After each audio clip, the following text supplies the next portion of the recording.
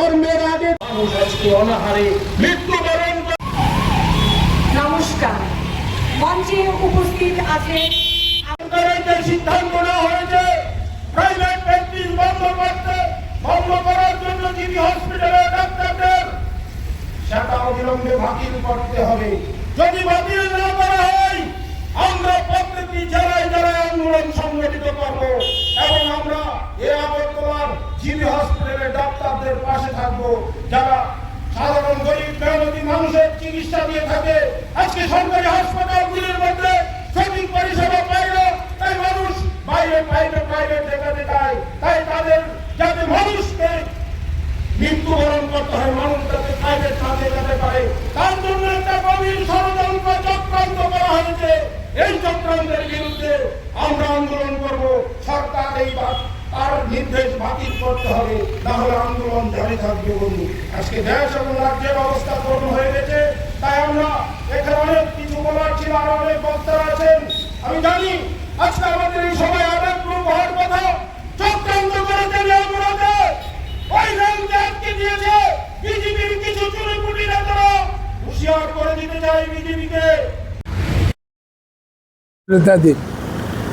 জোট সরকার আশঙ্কা একটা সিদ্ধান্ত নিয়েছে, জিবি হাসপাতালে শুধুমাত্র জিবি হাসপাতালের ডাক্তাররা বাইরে চেম্বার করতে পারবে, বাইরে প্র্যাকটিস করতে পারবে, যার ফলে রাজ্যের মানুষের মধ্যে একটা আতঙ্ক সৃষ্টি।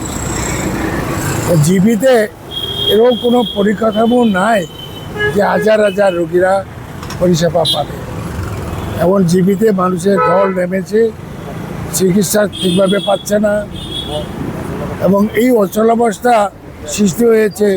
তার জন্য আমরা গভর্নমেন্টের এই সিদ্ধান্তটা অবাস্তব মনে করি এবং আমরা এই ধর্নায় বসেছি সরকারের নজরে নেওয়ার জন্য। এবং মুখ্যমন্ত্রী মহোদয়কে আমরা অনুরোধ করি পুনর্বিবেচনা করার জন্য, বাস্তব দৃষ্টিভঙ্গি দিয়ে এইমস ক্যাটাগরি জিবি করবে, খুব আনন্দের সংবাদ। কিন্তু পরিকাঠামোটা আগে তৈরি করতে হবে। ফ্যাকাল্টি কোথায় এবং টেকনিশিয়ান কোথায়, আগে এগুলো করেই যাতে কোনো সিদ্ধান্ত নেয়। এবং এই ক্যাবিনেট সিদ্ধান্ত বাতিলের দাবিতে আমরা এখানে বসছি।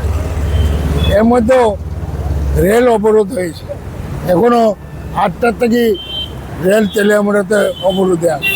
এই কোটি বা 50-60 জন, প্রশাসন নির্বিকার।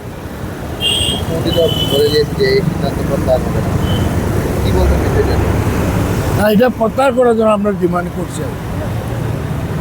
প্রত্যাহার করতে হবে জনমতের ফলে। মানুষ এটা বিরক্ত, খুব বিরক্ত। তখন দেশ শেষ হয়ে যায়। কংগ্রেসকে যখন পেছন থেকে আঘাত করা হয় তখন বৈদেশিকরা এই দেশের উপর আক্রমণ করে। কংগ্রেসকে যখন খতম করার চক্রান্ত করা হয়, দেশের যুব সমাজ অন্ধকারময় পরিস্থিতির দিকে চলে যায়। কংগ্রেসকে যখন শেষ করার জন্য একটা চক্রান্ত করে টুকরো করার সে চক্রান্ত হয়, তখন দেশের গরিব মেহনতি শ্রমজীবী মানুষ অনাহারে মৃত্যুবরণ করতে হয়। তাই বন্ধু, কংগ্রেসকে শেষ করা যাবে না, কংগ্রেস শেষ হবে না। কংগ্রেস ছাড়া দেশ বাঁচবে না। কংগ্রেস ক্ষমতার লোভী নয়, কংগ্রেস ক্ষমতায় টিকে থাকতে চায় না। কংগ্রেস এই দেশের মানুষের প্রাণ, কংগ্রেস এই দেশের মানুষের লড়াই হয়ে থাকতে চায়। কংগ্রেস এই দেশের মানুষের প্রত্যেকটি মানুষের সাহায্য করার জন্য থাকতে চায়। তাই কংগ্রেস ছাড়া দেশ চলবে না, কংগ্রেসকে দেশে রাখতে হবে। যদি কংগ্রেসকে চক্রান্ত করা হয় শেষ করার, তাহলে সে শেষ হয়ে যাবে। যে সে চক্রান্ত করবে সে শেষ হয়ে যাবে, কংগ্রেসকে কখনো খতম করা যাবে না। তাই আমি আপনাদের কাছে করজোড়ে আবেদন করবো বন্ধু, আজকে এই দেশের অবস্থা এবং এই রাজ্যের অবস্থা যে জায়গায় পৌঁছেছে, আপনারা যারা সাধারণ মানুষ, যারা শ্রমজীবী মানুষ, যারা শিক্ষিত বেকার যুবক যুবতী, যারা দেশ এবং রাজ্যের স্বার্থে আছেন, আপনাদের কাছে করজোড়ে আবেদন, আপনারা এগিয়ে আসুন। আপনাদের আশীর্বাদ সহযোগিতাতে পুঁজি করে 2028 সালে এই রাজ্যে আমরা সরকার প্রতিষ্ঠিত করব। শুধু আপনাদের আশীর্বাদ সহযোগিতা চাই। আপনাদের আশীর্বাদ সহযোগিতাকে পুঁজি করে এই সরকারের সমস্ত আমরা মহাচরণ থেকে টেনে আসতে রাস্তায় জনসম্মুখে মানুষের সম্মুখে প্রকাশ করবো শুধু আপনাদের আশীর্বাদ সহযোগিতা চাই বন্ধু। আপনাদের আশীর্বাদ সহযোগিতাকে পুঁজি করে এই দেশে এবং এই রাজ্যে সরকার প্রতিষ্ঠিত হবে।